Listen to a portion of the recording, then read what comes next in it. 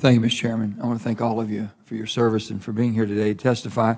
I first want to say to General Milley, I want to take a moment to thank you for your 43 years of service, the commitment to our country, and the dedication and sacrifice your family has made for that with you able to serve. And I look forward to you having enjoyment in retirement and your second career. I know whatever it'll be something special, and we look forward to continuing to work with you. Secretary Austin, multiple sources, including retired general officers and National Defense Industrial Association, American Enterprise Institute, and your colleague, Mr. McCord, have all recognized the damage failing to pass a budget on time has both in our national security and the taxpayers.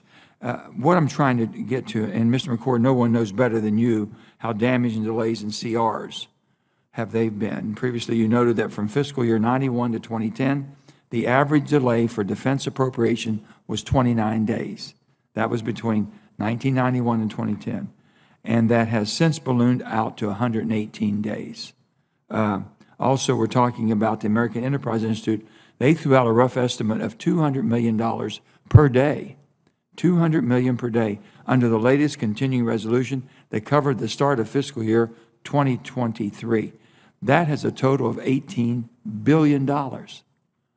So I guess what I'm asking is both of yours and Mr. McCord's commitment to get Congress, all of you, to do accurate. I mean, I know you come in here and you preach to high heavens, and we seem to not take it seriously at all. We're talking real dollars now, real dollars. And they think that basically the budget keeps ballooning out of sight, and we have no oversight whatsoever.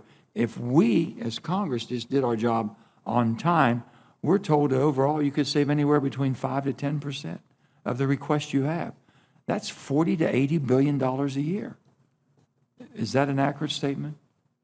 I think so. I defer to Secretary McCord for exact figures. We'll let him respond also. But you're absolutely right, Senator. And you heard me say in my opening statement that the best way that Congress can help us in this year going forward is to try to get an on-time appropriation done.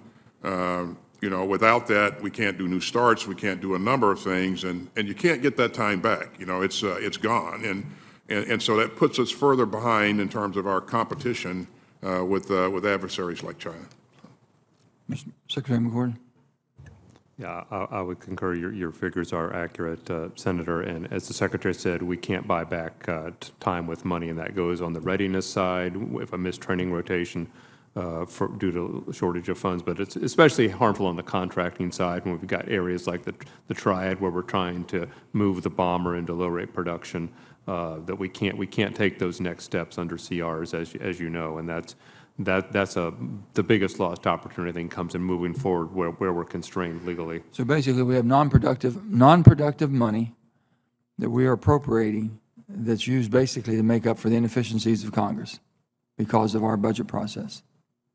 Without you having to say anything or confirm that, that's what I'm taking away from this little conversation that we've had. And I'm doing everything I can to make sure we do our job on time. By April 1st by law, House and the Senate are supposed to have a budget. By April 15th by law, we're supposed to have one reconciled. By September 30th by law, we're supposed to pass. That would change the course of what we're doing, how we're spending right now tremendously, rather than cutting anything, just being efficient. So I would hope that we would all take that seriously.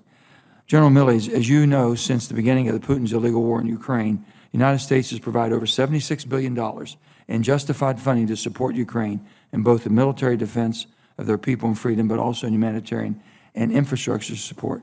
Can you speak to your confidence in the U.S. NATO-Ukrainian weapons accountability and possibly elaborate on the Joint Strategic Oversight Plan that was announced by this year by the Inspector Generals of the DOD, State Department, and USAID? Yeah, they all. As you know, Senator, we do not have any uniformed troops or civilians, for that matter, accompanying Ukrainian forces in the front line. We do have folks working out of the embassy, so they're working at the Ministry of Defense level, and that's as far as our hands-on accountability goes. We do have some other means through reporting that the Ukrainians report to us. and I'll be happy to talk about that in a classified session, but there are some means and mechanisms of doing some accountability. It is not as rigorous as you might think, but I think the biggest way to measure the accountability is effectiveness on the Russian forces. These anti-tank munitions, this artillery is having devastating effect on the Russians. As you know, publicly, the Russians have well over 200,000 casualties. Their offensive aspirations have come essentially to a halt. Their capabilities have been, their ground forces have been absolutely impaled on this Ukrainian bayonet, so to speak, and that is largely due to the resources that the United States and other countries have provided. So although we don't have by name DODIC sort of accountability, serial number accountability, you can see the accountability on the battlefield. Yeah, my time's running out. I'd love to ask you about the AUMF. I'm sure you probably talked about the AUMF before I got here, but thank you so much. I appreciate it. Thank you, Senator Manchin. Senator